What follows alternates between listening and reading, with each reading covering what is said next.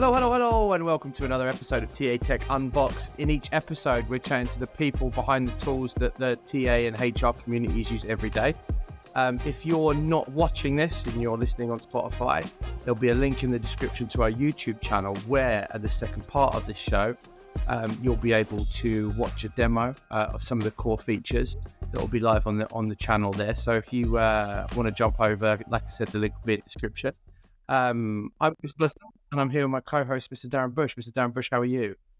Yeah, I'm very well, Chris Haslam. I'm always doing really well, actually really well. So if you listen back, today's particularly it's going well. And also just want to highlight that you're not feeling very well. I can hear that as well. So for those listeners, he's got a bit of a cold. It's also November. He asked me to mention the tash he's wearing. I really wanted to just skip that. So I can explain why I look like I've drank tomato soup just before we come on this show. It's a nice look, and I'm supporting it as well. Although, I'll take the 5 high fives that I've had so far. Thousands of strange looks, but the 5 high fives I've had from other Mobros. Brilliant. Yeah, just strangers walking down the street. Right, absolute strangers. Yeah, like people like that. People that were also growing Mos. We're sort of that moment where you've got to decide, is this because it's Movember or fashion? Yeah. And I don't want to walk over to someone who's clearly grown a beard for tash for fashion. Yeah. And not be a Mobro, but I've had high five so far. Brilliant. That strange 10 seconds. Yeah, I love the bit you have to say Mo as well, because you don't even want to say the word moustache, because moustache is still even not a nice word. It doesn't look great. It's not a wise word. Kind of go well. So Mo. Yeah. It's been fun though. I enjoy it. You should see my business partner Adriano's bacon moustache, which is hilarious. It's dead straight across the top of it. I need to call him. I need to call. Yeah, we'll get a picture. Gutted that you, of course, are not taking part because absolutely, yeah. And I'm supporting it though financially. Yeah. Who do we have on today's show, Darren? Today, Chris, I think this person needs an intro. I think once I say his name, everyone will know him.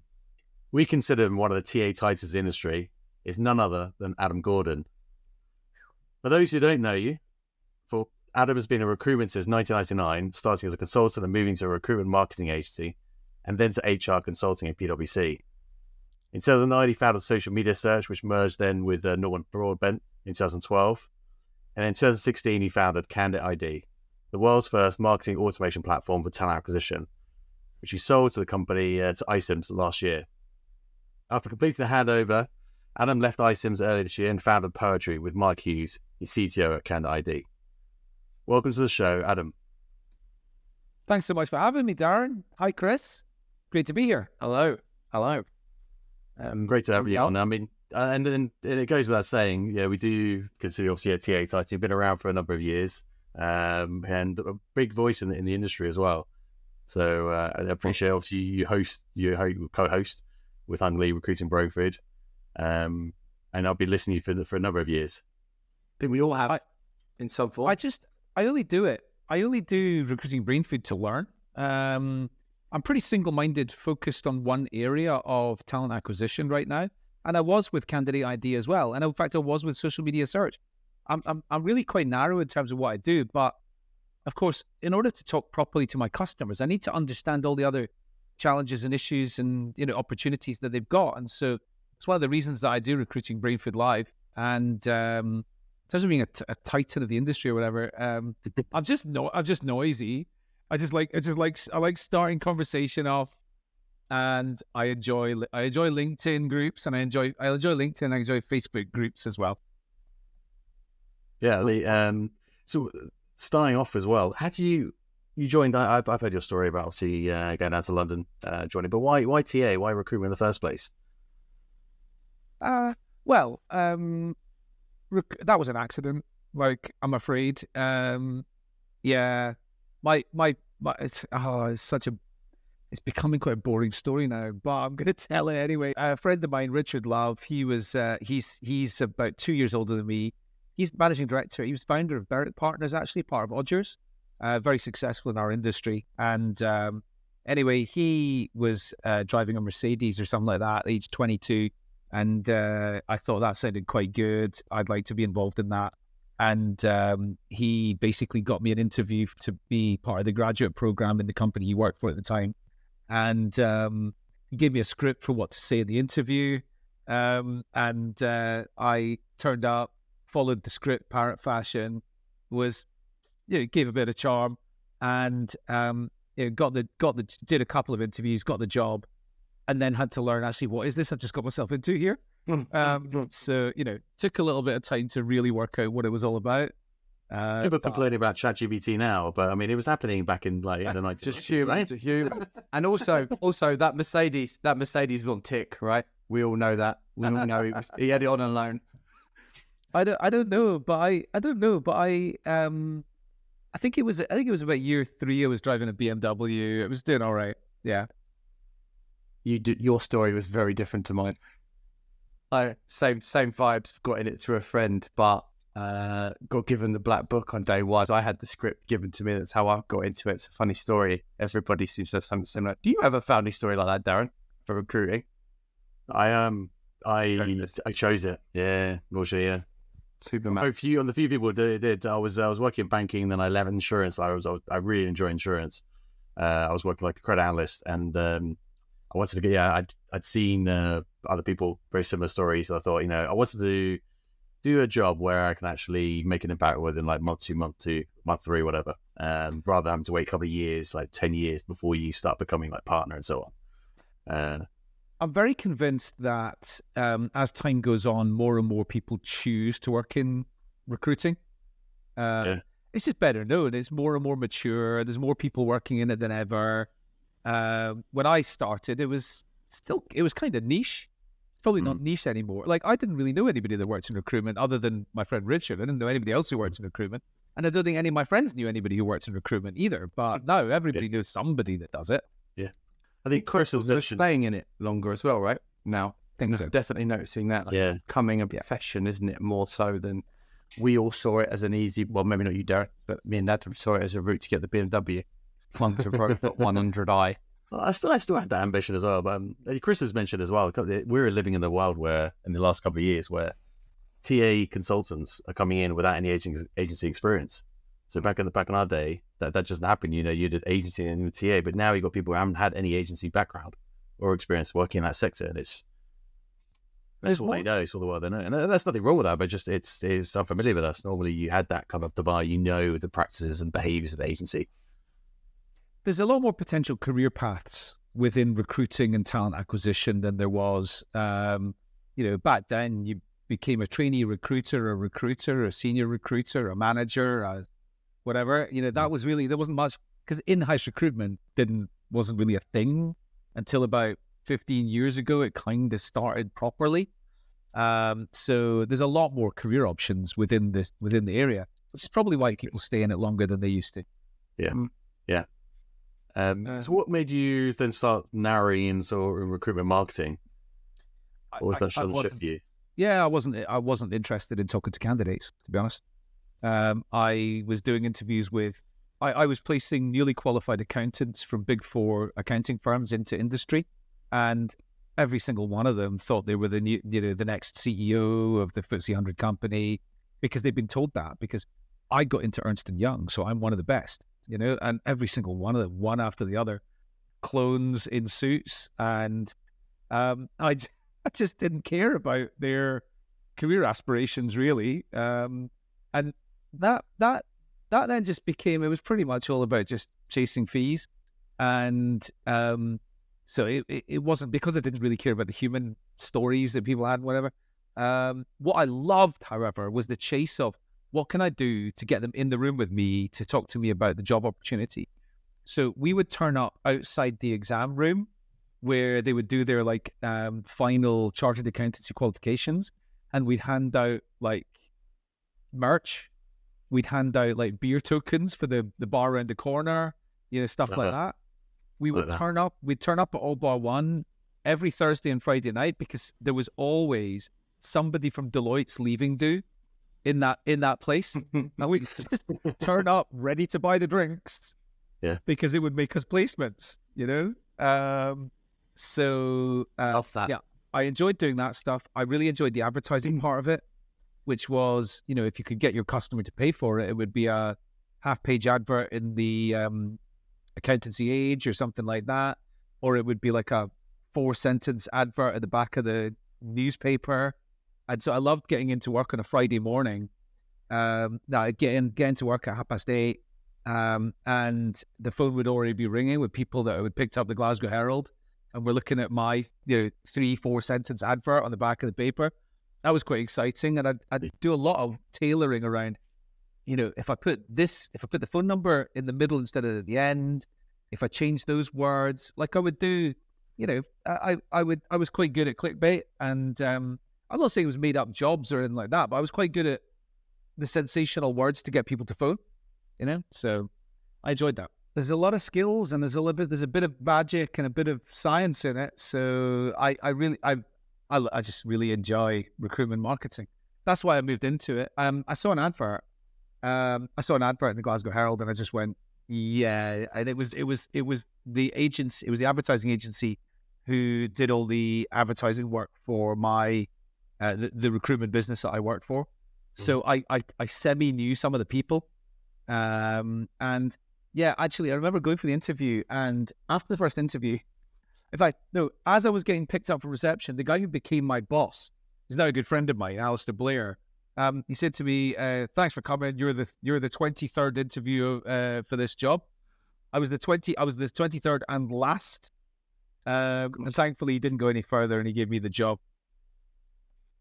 Were you the last on the list, or was just he saw you and that was it, done? No, I was the last of the 23 that he interviewed 23 people. Wow, that's impressive. I think when you're the last person as well, you leave a lasting impression. So it was like, I can't remember the others. Let's go with Adam.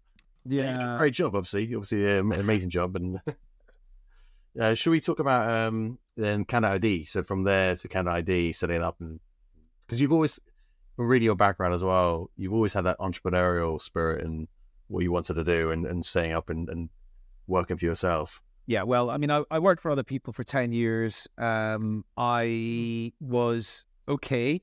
I got on in life working as an employee because I was probably semi-charming. I wasn't actually very good. I wasn't that effective. I was okay. I was all right. I was probably considered better than I was as an employee because my face fit in a lot of different circumstances. But anyway, my mum died in 2009, and she left the house to me and my sister. And it was quite a big house, but a lot of work needing done to it. We decided we should sell it. She actually died in 2008. We decided we should probably sell it. So we put it on the market. Terrible time to try and sell a house. I decided that after about 6 months of the house being on the market, I decided, nah, forget it. I'm going to quit my job. I'm going to start my own organization. I'm going to try and earn more money in order to just keep the house, buy my sister out of it, and turn it into a home. And so I did that. That's actually the only thing that made me. That was the one thing that made me quit my job and move into working for myself. But actually, with hindsight, it was the right thing for me to do. I was much more productive when the choice is you either get the hell on with it or your mortgage doesn't get paid. So yeah. There's nothing like the hungry wolf hunts best. And I hunted best as a hungry wolf. You made that hard of yourself, because I would have said that had most people would have sold the house, taken the money, had a bit of nest income to see themselves through the run rate. You decided, I'll keep it, going to keep the mortgage, and also going to buy out, and I've got to continue also your rent, your side. I mean, that's no wonder. Well, it was an emotional decision. I just wanted to continue. Like, my mum had bought the house, and she'd been trying to do it up, but she didn't have enough money to do almost any of the things that she wanted to, and then she got sick. So, so it was really just trying to continue. Yes, it's where I'm at. Congratulations! That's one great story, isn't it? Yeah. Where is it? Where are you? It's in Pollock Shields in the south side of Glasgow. Yeah. Oh, cool. Nice. And then, so but what I went through a few years. So, the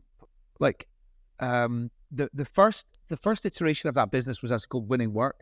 And what we did was we were working with mainly professional services firms. My experience at PwC was quite useful. We worked mainly with accountancy firms and law firms. And what we did was help the partners in these firms get onto LinkedIn. They'd barely heard of it. They didn't really know what it was. And then what we would do is make sure that their profiles looked great. We'd go and find hundreds of people that they should be connected with. We'd get them connected with all these people, and we'd help them network. We'd help them network with people in media, people in government, people in maybe their industry connections, as well as potential customers. And then after about a year of doing this, we started coming out of recession a little bit more. And some of these organizations came to me and said, what about recruiting? Because we can start to, I might be looking to hire soon. Could we maybe get connected with some people that we might hire? And I kind of almost stumbled into it. I wasn't actually planning to set it up as a recruiting organization, but that became more successful. So we sort of pivoted that a bit and changed the name of the organization to Social Media Search. And Social Media Search was, we charged companies between about £6,000 and £10,000 a month, and they would tell us either vacancy by vacancy, we need a short list for these roles, or it would be like talent pooling for evergreen positions. So companies like IQVIA needed clinical project managers, and Thermo Fisher Scientific needed commercialization people, and it was, and that's where I started learning quite a lot about the concept of, right, what actually is a talent pool and what is a talent pipeline, and what's the difference between these two things. And it was actually Weetabix that we were doing work with, helping them hire people in the sales and marketing area. And what we realized with them is we'd pretty much found everybody that they might want to hire. So what we did was we started like recycling the people we'd found, and we started with MailChimp, Bitly for link tracking.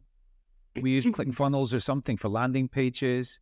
And unbeknownst to us, we had cobbled together what was a marketing automation, like Frankenstein's monster version of marketing automation. This is code marketing automation before no code marketing automation. Yes. Wow.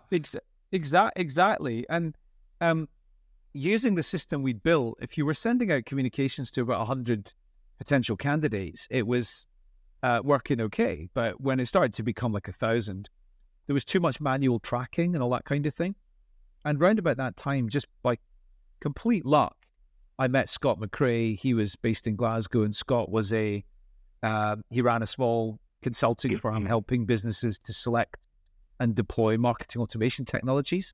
And he was one of the world's leading experts around demand generation, which is the concept of, use your marketing automation system to create a factory and then just constantly have throughput of sales leads coming out the other end.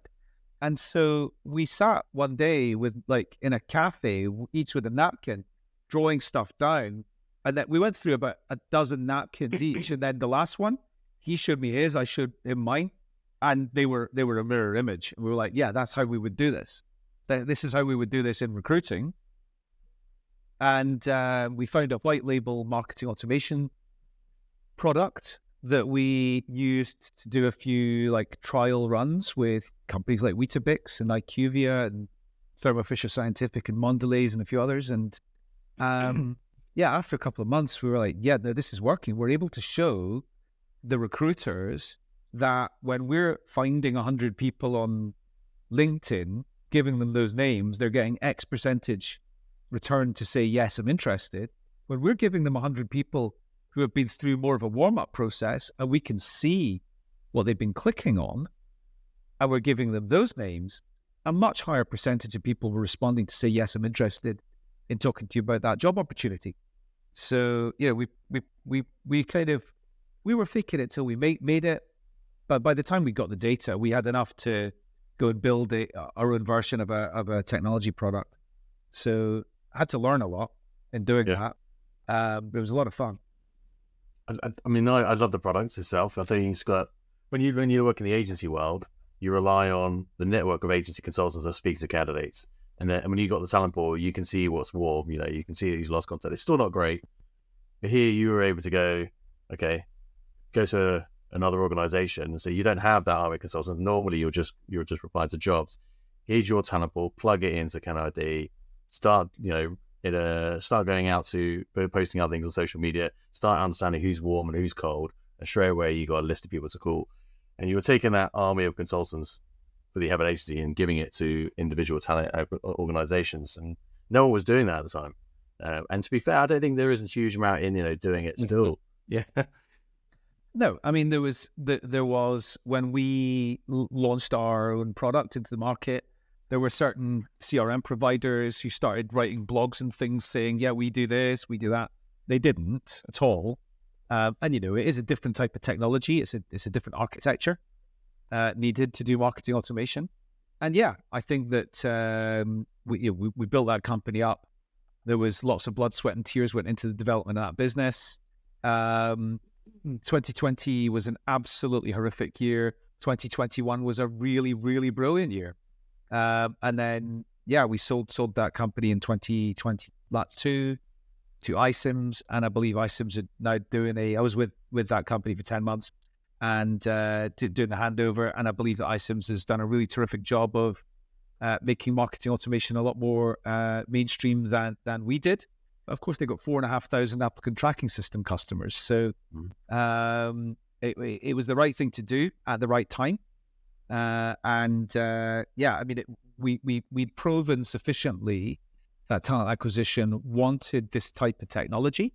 But it was certainly time for, I've described it as, candidate ID needed bigger wings, and the big osprey wings of iCIMS was the right thing to do.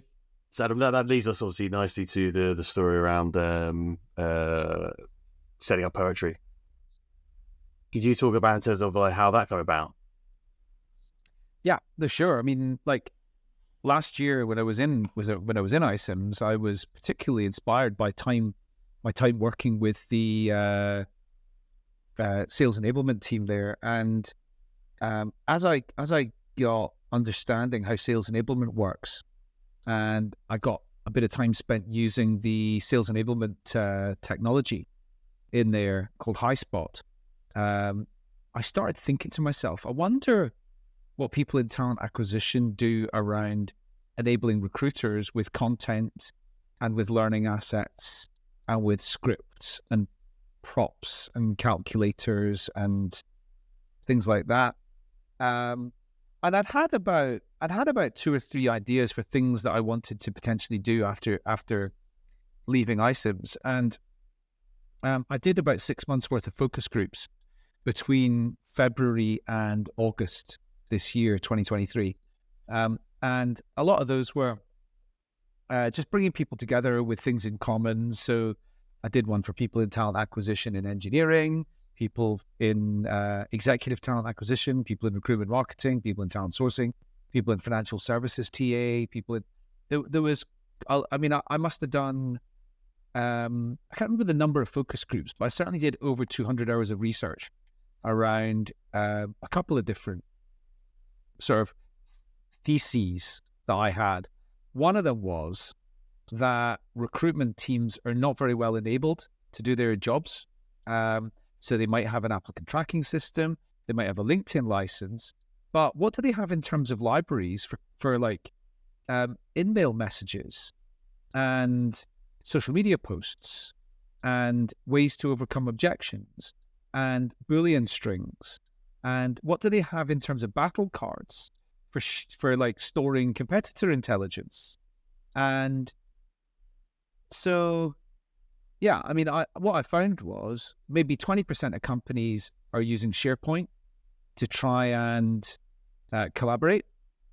Maybe another 10% are using something similar, but maybe a bit more modern, like a Notion or a Confluence or something like that.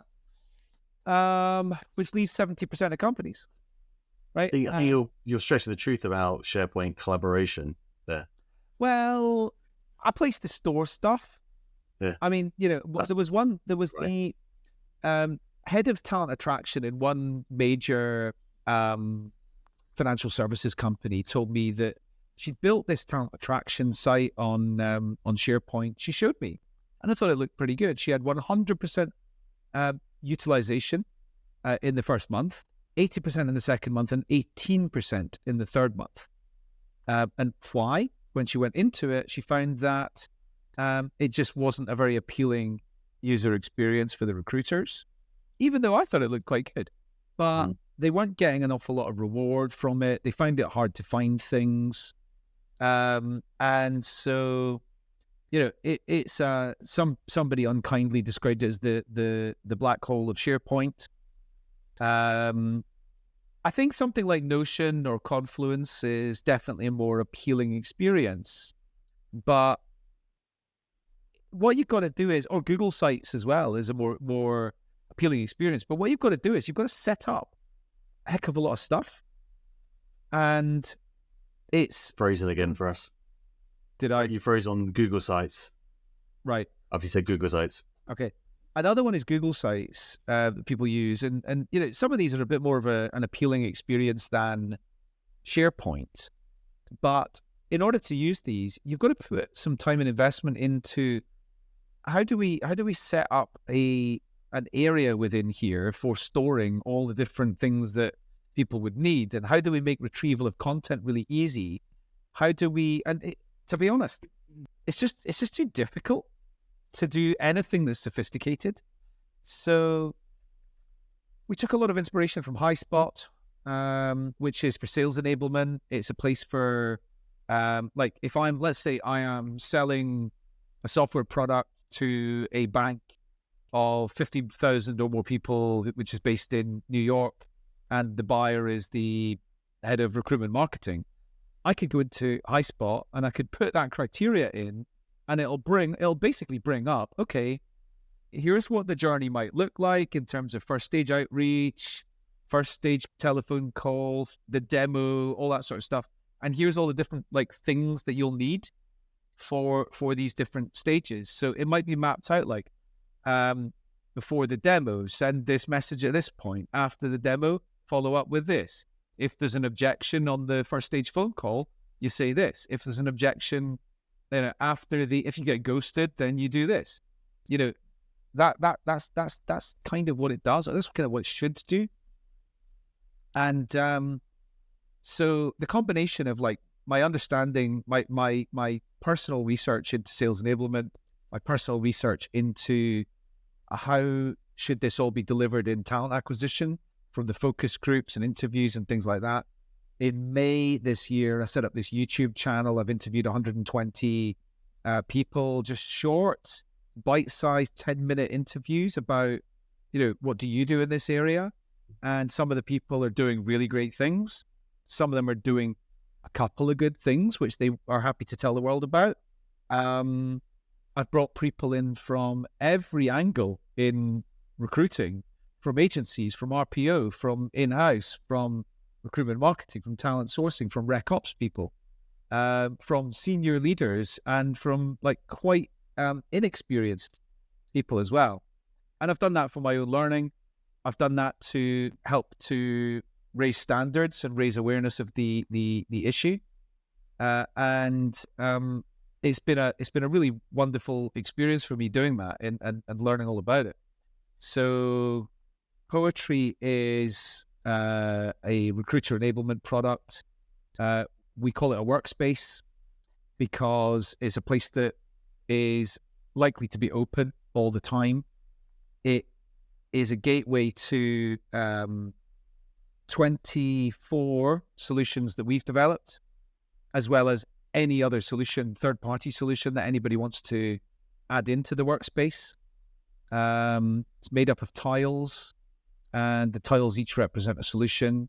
It's jam-packed with generative AI, but the way that we've embedded it is that we have put in place many pre-built prompts so that recruiters don't really need to know how to build a 20-sentence, OpenAI prompt. I built one of those the other day. Pain in the ass. Took half a day. So I already appreciate it. I mean, it can do. Like if you're building out so now if somebody wants to generate a job advert within Poetry, they can go in and they can fill in 4 fields within effectively a form, the interface. They can type in any notes, or they don't even have to, and click a button which says "Inspire me." And because of the amount of different prompts that we've already put in, some of it's based on best practice, and we're not changing it. Some of it's things that we will continue to iterate on, and some of it is based on the Workspace setup. So, for example, if I'm based in Spain, then I'm going to select Spanish as my default Workspace language. A GPT before a GPT as well. Yeah. You're not. You're seeing the future. It's not a bad description. I mean, it's guardrails, really. It's they fill in the form. Every piece of information we get from the customer better informs the prompts that go into the Inspire Me field. Is each customer getting time with you to build what they want that prompt to feedback? No. So we control it centrally. And then they have the ability to override what we've put in. So if they want to, and most of it's just filling in a form. So when you set up your Workspace, for example, you choose what's your organizational tone of voice. Most people just put professional in there. It feeds back into the AI that you've embedded. Yeah, exactly. Always use that tone of voice. Great. Exactly. There's exactly what a GPT is. Yeah. There's many bits of information that somebody could put in there, and the more information they put in there, the better the prompt is going to be. So that's for everything from Boolean strings to objection responses to content like brand adverts. So it's got very, very wide utility. You've been running a pilot now for 3 or 4 months. Is that right? Yeah, I mean we've got 250 companies who are have the free account. We start charging for it in January, and we're getting loads of great feedback, loads of great data. What we put out into the market on the 10th of October when we launched it was pretty good. It was a heck of a lot better than the alternative, which is SharePoint or no solution. Mm-hmm. But it's getting better and better every day, and we're working very, very fast. My co-founder in this business is a guy called Mike Hughes, who has been CTO and CEO in a number of very successful tech companies. He's had 4 exits in his career, and he loves nothing more than getting feedback from customers around that shit. And here's why, and making it the hardest bit better. Yeah, I think it's the hardest bit. I was speaking to an early TA Tech founder the other day, and the hardest bit was to ignore the good stuff, wasn't it? It must be really hard because, of course, you want good stuff, but reality is you don't learn from, that's excellent, I really enjoy that. You don't really learn everything. You learn from the stuff that doesn't work well or could be better. Yeah. And I think it's hard for folks to want to give that to somebody who's built something. So if you built that environment also with the customers, I'm not allowed to swear, but FA, I think that's super, super smart to get out of this. Yeah, no, there is nothing. I mean, it's practically useless. Me getting an email which is, hey, right, here's my feedback, and it's like 6 bullet points, and they're all positive.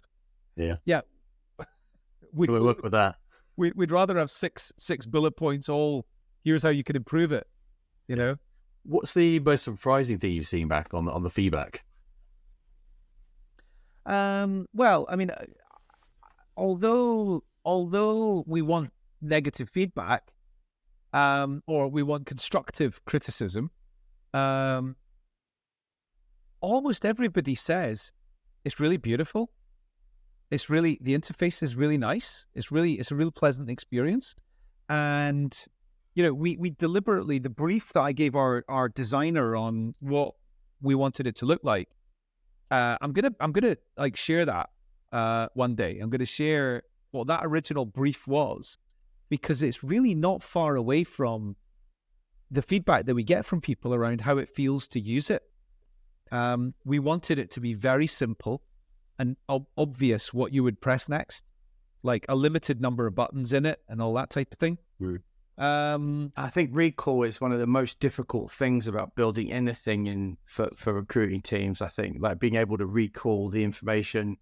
A couple of our friends have been writing a lot about like deploying an ATS, like how to use tagging inside an ATS. It's like such a good point. It's great if you can build something, but it's even better if it's super easy to find it. And the demo, which of course for those that are listening, we'll share in our YouTube channel. There'll be a link in the description for this show as well. So you'll have a chance to have a look. I was super impressed at how simple you've kept it. We saw it pre-October 10th as well, I think. So I'm sure there's been tweaks since then.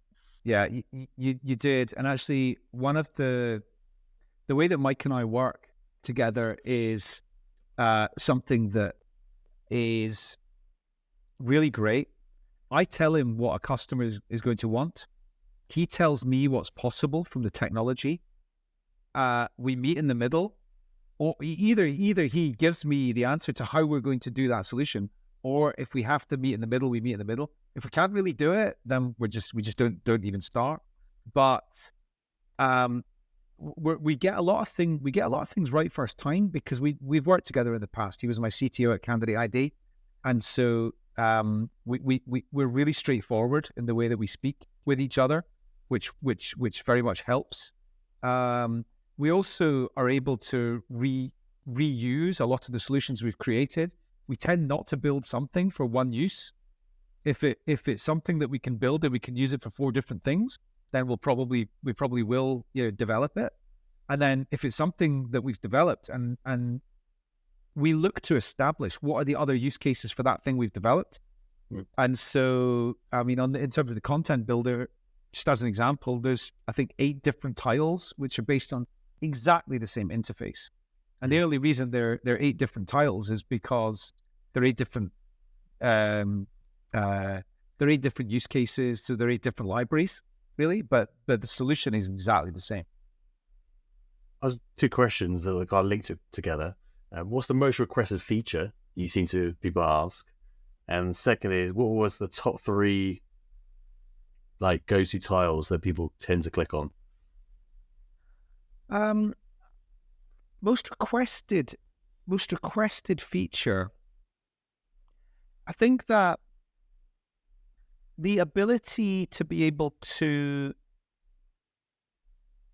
there's 2, and one is an extension of the other. So the second one we haven't done yet, but we're going to do. The first one is really good collaboration capability. So we've got on anybody's content or intelligence or Boolean string or whatever it is, you can provide feedback, and you can do it by clicking the smiley button or the frowny button, and you can add notes in there as well. So I could click on the frowny button and add a note which says, this got me no candidates, do not use, or whatever it might be. We're collecting all of the data around, we're collecting the metadata around across every customer account, which is what's getting the most smileys and what's getting the most positive sentiment in the comments, what's getting the most clicks, shares and copies. And what we're already starting to do is, having generated that information, is serve up content recommendations. So make this less words, start this with a different word, things like that. And then the ability to be able to collaborate in a workspace, that means within a team, really. Now, the second one, which is an extension to this, is the ability to collaborate across companies. So what we're building is effectively an enterprise social network feature where Chris and Darren are not able to see each other's, assets, but within that solution, let's say it's social media outreach, Darren can post, I've got requirement to reach out to zoologists. Has anybody got any, experience in doing this or any recommendations? As a community inside. Yes. Chris could see that Darren's asked that, and despite being in a different organization, Chris could go, hey, Darren, yeah, look, I've done this before. Here's a tip. They always respond on a Sunday, or whatever it might be. Yeah. So that's one that we are developing. That'll be live by about March. That's cool. I like that. Yeah, I do as well. I think we're all in multiple Slack channels, I'm assuming, like I am in probably about 30 of them. For that very purpose, right? Just to try and make sure that we are not, breaking protocol or doing something that might be harmful or whatever, but also to try and get an angle and skip some learning. What does Hormozy say? It says, experience without the scars. Right? We try to reach out. I think why me and Darren started this podcast, or the original idea for this podcast, was we were collaborating on some ideas for me to deploy tech to my clients, which is where they started. So yeah, I can imagine that feature being super, super powerful, particularly as you're also probably building a lot of new content that folks have never built before, but know they need. I very rarely go into a recruitment org and they've got a full deck of job descriptions that they repeat and test. And I'm assuming we can start doing that inside Poetry, right? Yeah, absolutely. Here's a good example of that. We've got an area called EVPs, and the reason it's called EVPs is because how you convey the EVP of your organization's go-to-market function versus its, technology labs is a different thing. They work on different things. There are different levels of maturity. There are different sizes. Probably they care about different stuff. Exactly. Exactly. But to answer Darren's second question, which was around what's the most used functionality? Number one, it's the job adverts area. Number two is the social media posts area. And number three is what we call TA onboarding. So the job posts area is where you manage your job adverts and where you can build new job adverts using the generative AI assistants or otherwise. The social media posts is the same for the output of social media posts. And then the TA onboarding area, we've created 24 effectively learning cards, which are ATS introduction, assessment introduction, advertising introduction, CRM introduction. Yep. And at the admin level, whoever is the workspace managers, they just need to change the placeholder image, replace that with a video or a deck about how to use the CRM or how we do diversity and inclusion or whatever, change the text, click save, and then that's available to anybody new coming into the team. So if I've got new people coming and joining my team, then within the first week, you would expect them to go into Poetry, go into heavy onboarding. Exactly. Really easy to use functionality. Just very drag and drop. Change it. What you see is what you get. Stole the words out of my mouth. Then I was about to say drag and drop, build what you need. And I'm assuming if you need it, there's support or articles and stuff you can read to help you create those things. If you don't, yes, to an extent. But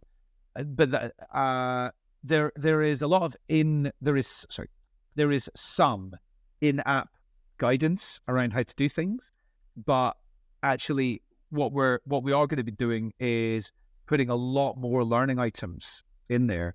So if, for example, somebody is in the here's how to do advertising within our company, we're going to be including here's a 60-second video of a real expert in recruitment advertising who will give you, here's the things to look out for. And that'll be available both within the learning area and within the actual solution itself for going and building your advert or whatever it is. So we'll be putting a lot of that in there.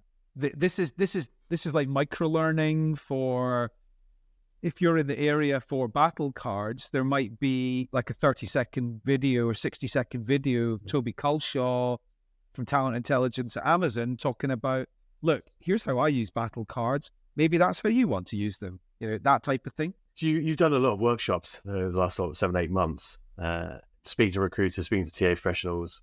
In your opinion, what was the biggest challenge that you came across, aside from obviously the recruiter enablement function? Well, I find that there's a very, very varied level of understanding around like what's possible within talent acquisition. So the level of maturity from one organization to another could be really wide. So there could be two companies, next to each other, and talent acquisition looks completely different because in one, the leader really knows what best practices are for everything. And in another, they're really quite basic in terms of the way that they're doing things. And in fact, somebody said to me the other day, I'm sorry, I am just going to say one quick thing about poetry here.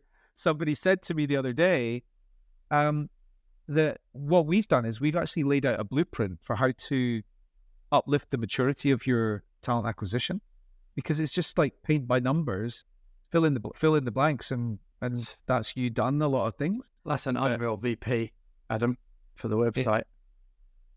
Is that what's up TA? It's a great value proposition for the website.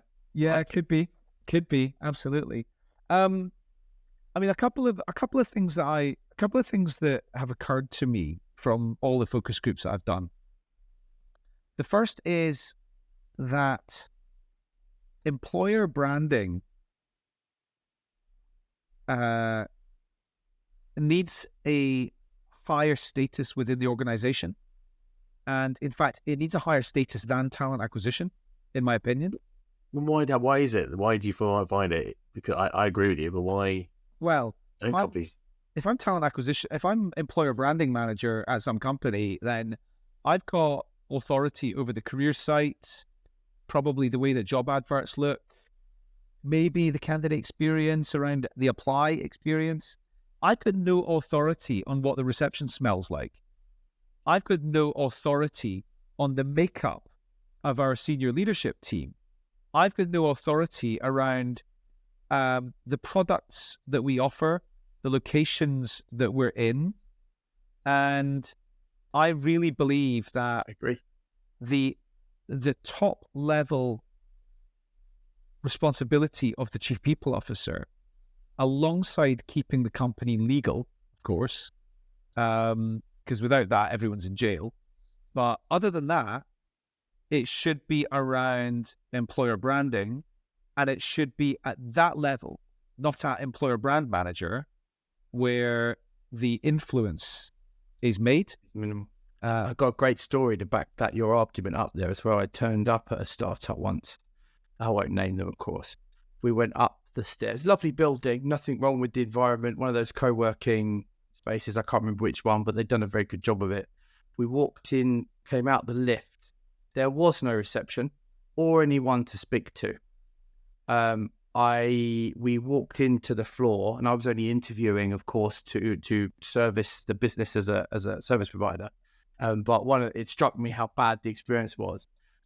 Somebody from the kitchen turned around, wiped burger off their face, walked over and shook my hand with the burger hand, and then said if we took a seat in the kitchen, someone would be with us shortly. It was the CTO, by the way. The story turns out it was the guy that we were meeting that did it. And I just went, you're struggling hiring. I was like, oh, it's just like, this is a horrible experience. Like, I'm sitting in the lunch hall with everyone eating their lunch, waiting for my meeting, waiting for the CTO I'm looking at to finish his lunch. Yeah, sure, I was early. Fine, I expect to wait if I'm early. But I just thought, God, I don't want to work here immediately.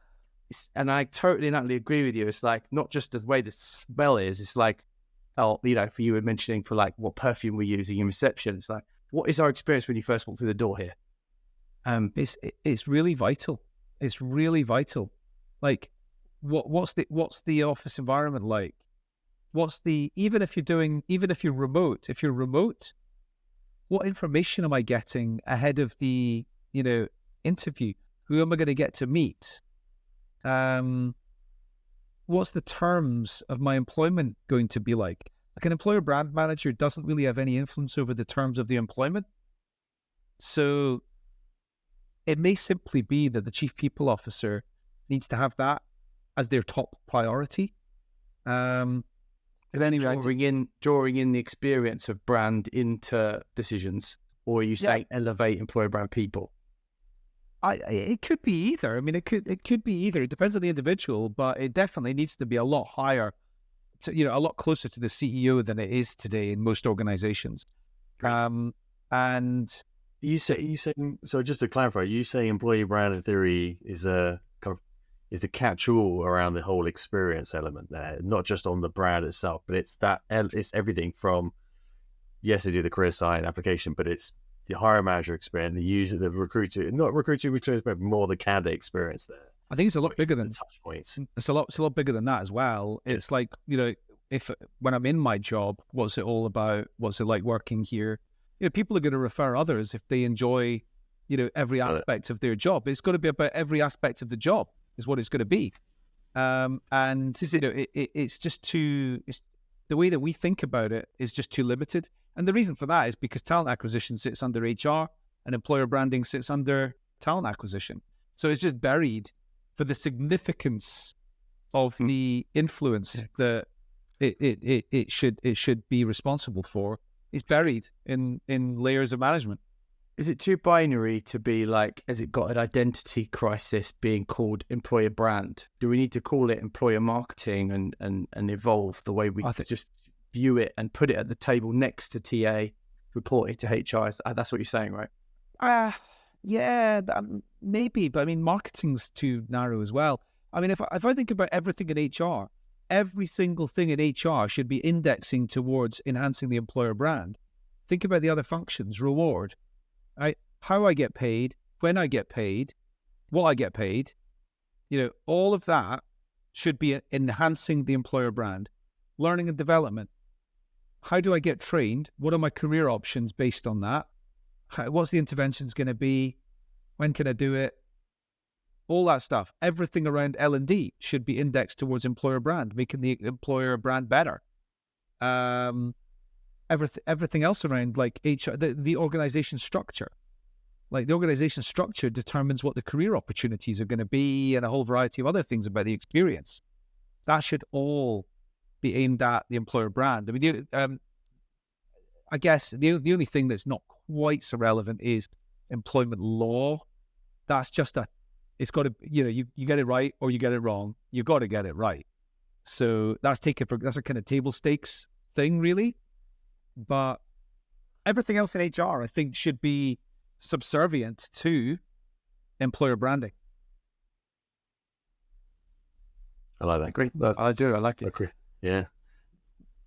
One other thing that I've been learning a lot about in the focus groups is, and I've been asking a lot about, is as an organization's structure evolves, and the organizational structure is evolving faster than it ever has done in most companies, I believe.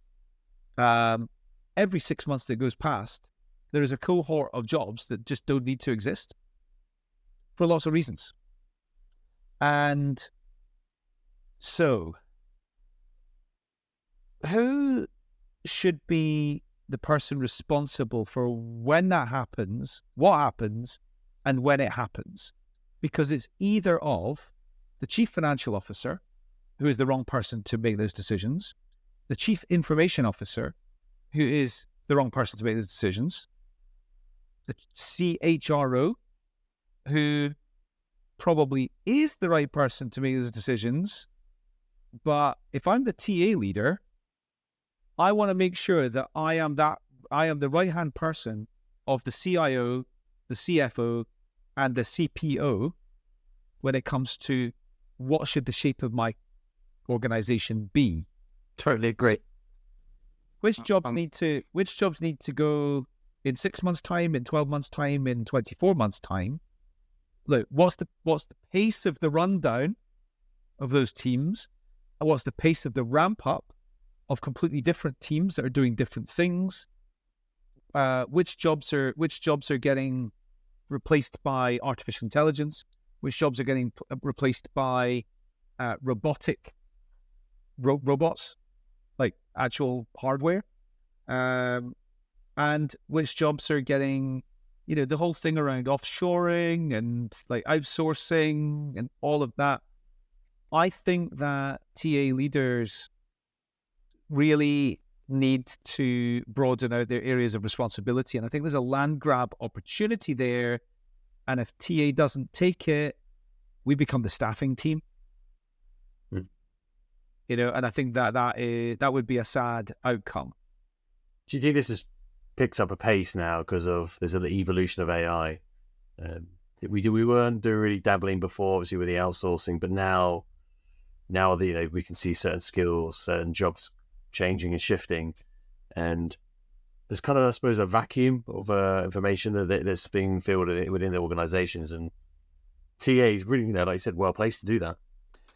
I think TA is very well placed to do that, and I think TA is actually better placed to do that than any other team, really. But do we have the ability to go and influence and go and take responsibility for that and do that land grab? I hope so. And why is this becoming more important? Because the CEO's kids are doing their university work on ChatGPT, and that CEO is going,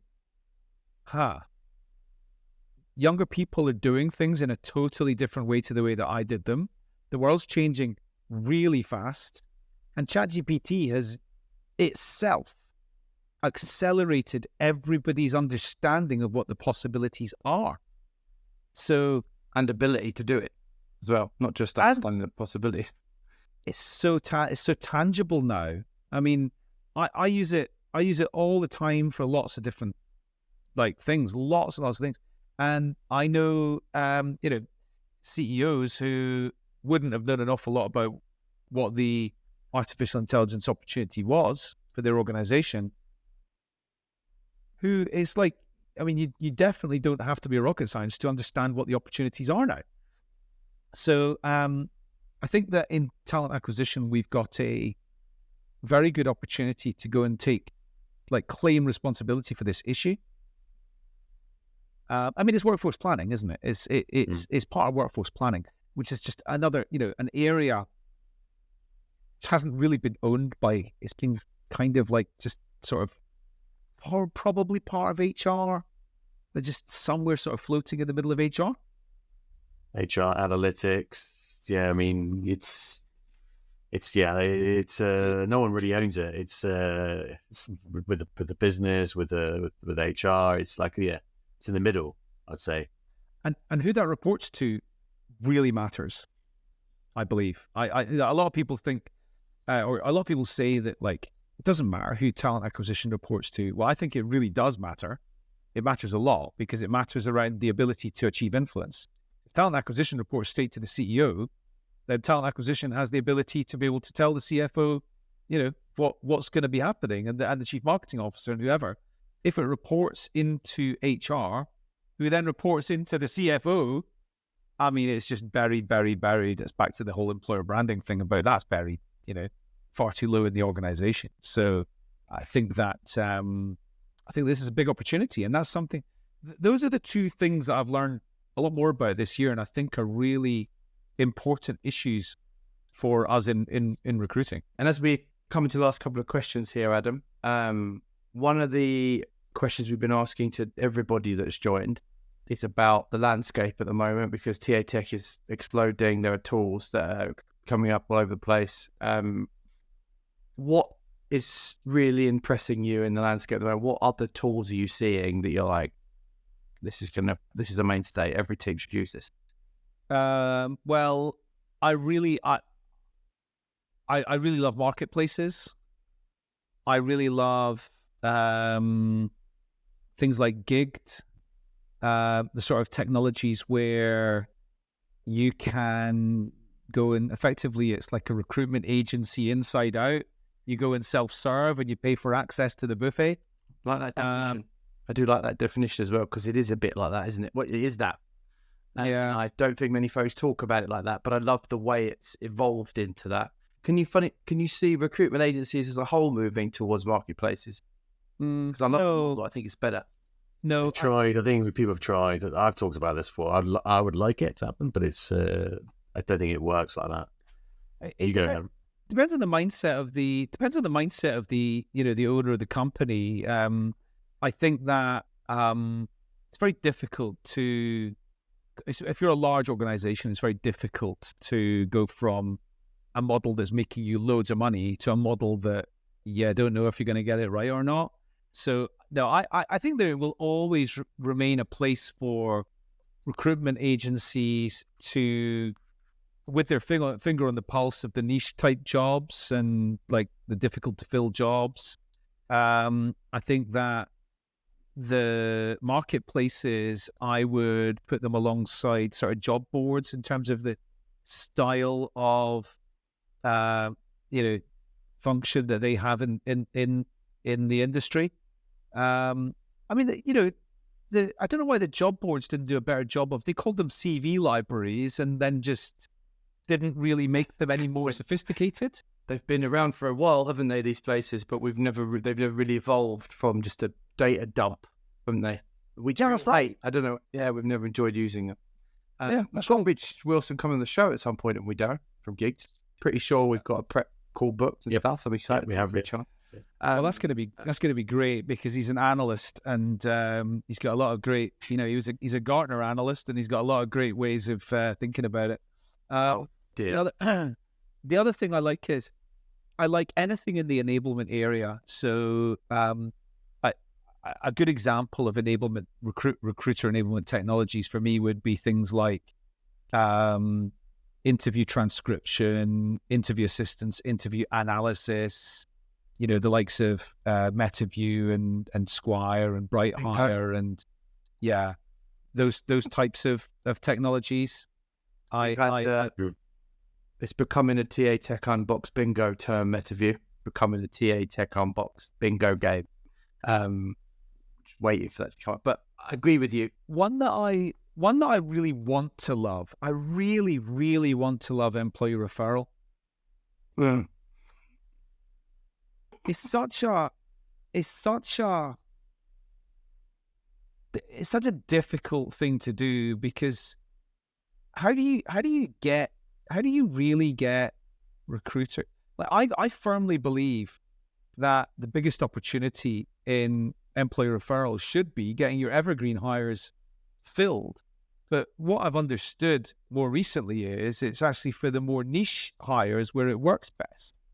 And that just doesn't seem right to me. It doesn't seem like that's what it's good that it creates some outcome, but that's not the outcome you want. The outcome you want is most of your jobs getting filled. Yeah. Maybe 3.0, maybe after poetry. You could look at that. Well, I think there is a 3.0 for employee referral. I really do.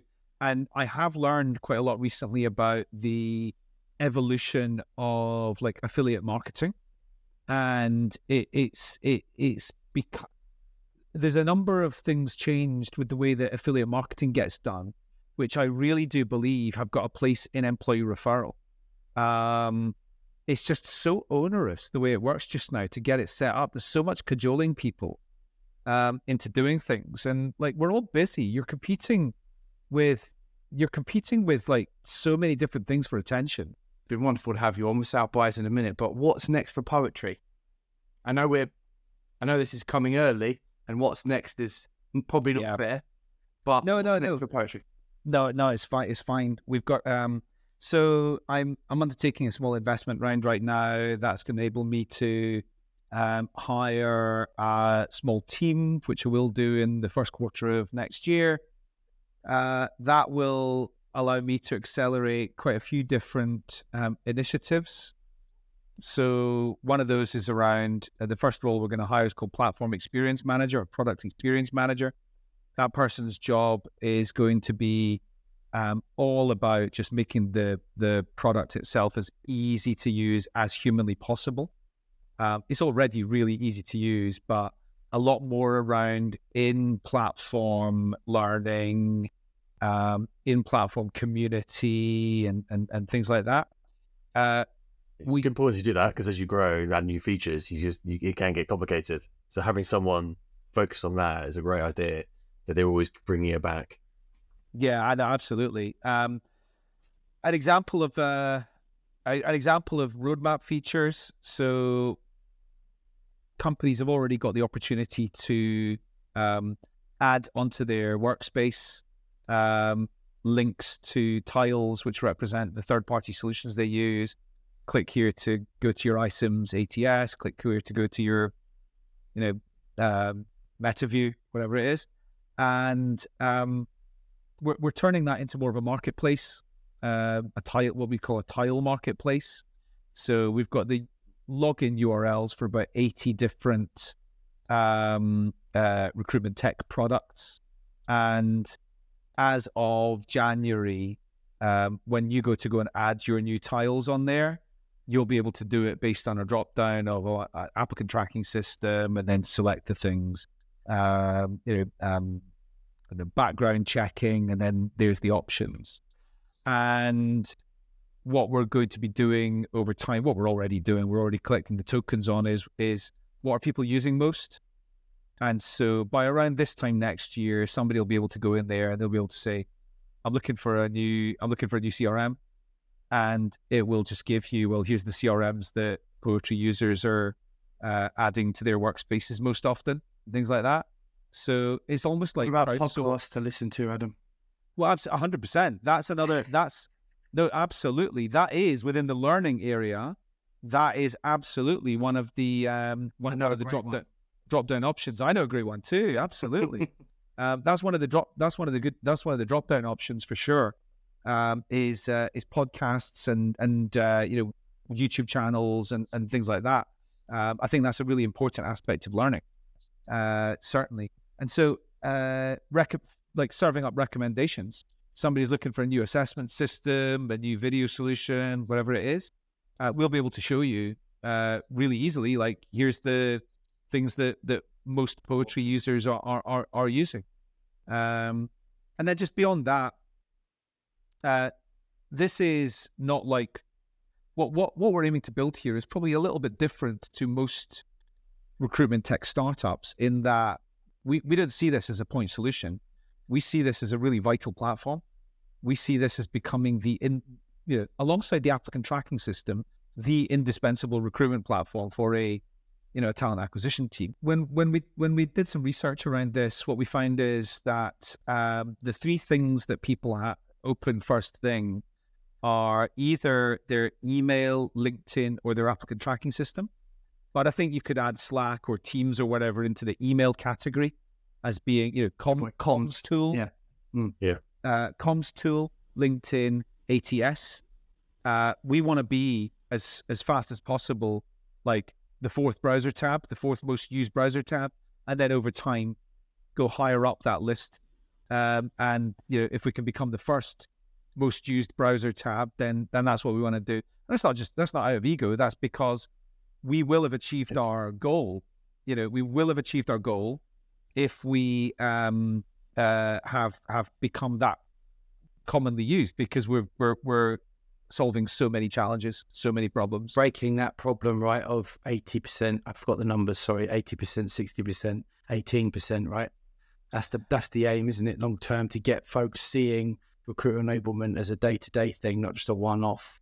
I need to access this constantly and I should leave it open because that recall element is always now there. I'm not sifting through folders. I'm not asking folks. I'm not checking Slack libraries, trying to figure out where the hell that document went that we created. Totally and utterly agree with you. That's right. And actually, just one more thing is when we were learning about like what people like and don't like about their recruitment technologies, heck of a lot of challenge around adoption technologies. I mean, Darren, that was your game for quite a long time, wasn't it? Within Ericsson, Yeah, it was. Yeah, adoption, and it's Still is. one of the problems with adoption is if I've brought something new into the market and it's doing one small thing, it might be doing it beautifully, it might be doing it like amazingly, but if it's only doing one small thing, then people are gonna forget about it. And so that was one of the important aspects of what we're building at Poetry, is that it's going to solve many solutions. You know, it's going to provide many solutions. And so that's one of the reasons I'm quite confident that we're going to become, adoption is going to be less of a challenge. It's going to be the dedicated workspace then for recruiters. That's the number one. That's what we're hoping for. Yeah, I like it. What a way to end this week's show, on several value propositions and some key points as to why. Let's not forget, everybody, that we are going to also, Adam's going to give us a demo. So that will be in the YouTube channel. If you're listening to this, we'll put a link in the description. But Adam, it's been fun. This is the longest we've ever recorded, and I think we could go on for another 2 hours. Right, chaps? A lot of questions still wasn't asked, but for another time. We'll have to get you back on in January when you... So what's the deal? Are you taking on paid users in January? Have you blocked? I mean, no. To be honest, we're taking on paid users now, but really, as of January, we're going to be actually actively looking to commercialize. Hunting. Yeah, okay, cool. yeah, So exactly. Let's make sure we fill your feed with recruiters that want to join, or recruitment teams that want to join Poetry. Thanks so much for coming on the show today. It's been great fun. Yeah, thank you for having me. Adam. Really enjoyed it, and loving the show. So congratulations. Thank you very much. Thanks very much. That's it for this week's show, guys. If you haven't already, make sure you hit follow, subscribe, whatever platform you're on. And that's TA Tech Unboxed signing off.